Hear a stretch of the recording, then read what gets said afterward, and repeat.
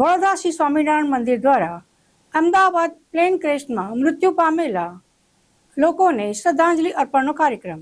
અમદાવાદમાં થયેલા પ્લેન ક્રેશને લઈને દેશ અને દુનિયામાં શોકની લાગણી ફેલાઈ ગઈ છે. આ હિચકારી ઘટનાથી સૌ કોઈ ચકિત થઈ ગયા છે. અમદાવાદમાં થયેલ પ્લેન ક્રેશ જેવી દુઃખદ અને હૃદય વિદ્રાવક ઘટનાઓ સમગ્ર માનવજાતને દુઃખમાં મૂકતી હોય છે.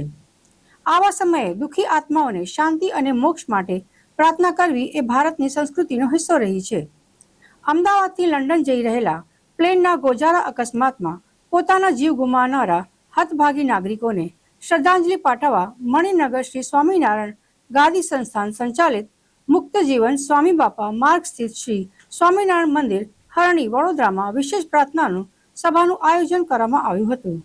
પ્રાર્થના સભા અંતર્ગત પૂર્વ મહંત શ્રી હરિકેશવદાસજી સ્વામી, મહંત શ્રી સનાતન સ્વરૂપદાસજી સ્વામી તથા શ્રી ગુરુપ્રિયદાસજી સ્વામી અને હરિભક્તો સૌએ મૌન પાડીને સર્વે મૃતકોના આત્માને સર્વોપરી શ્રી સ્વામિનારાયણ ભગવાન પરમ શાંતિ આપે તેમજ આ દુર્ઘટનામાં ઘાયલ થયેલ લોકો જલ્દીથી સ્વસ્થ થઈ જાય તેવી પ્રાર્થના કરવામાં આવી હતી. અને જેમના પોતાના ગુમાવ્યા છે એવા પરિવારજનો માટે આ અપૂર્ણ્ય ક્ષતિ છે.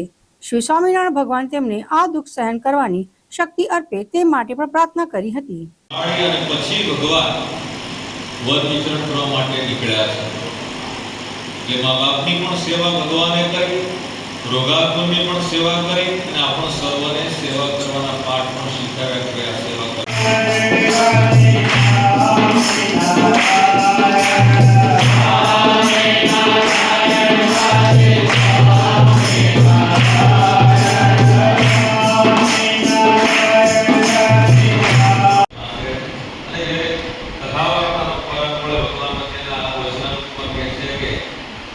ભગવાનની જ્યારે કથા વાર્તા થતી હોય ત્યારે તે વખતે આ આપ્યો હોય આપણે ખાતી આવ્યા આપણે લેવા માટે આવ્યા. મણિનગર શ્રી સ્વામિનારાયણ ગાદી સંસ્થાન સંચાલિત શ્રી સ્વામિનારાયણ મંદિર વડોદરા ખાતે 2 દિવસ પ્લેન ક્રેશમાં મૃતાત્માઓને શાંતિ માટે શ્રદ્ધાંજલિ રાખવામાં આવી છે.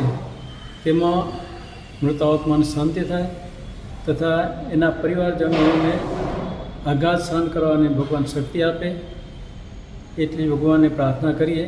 બસ સાધુ હરિકેશવદાસ મુક્ત જીવન સ્વામી બાપા.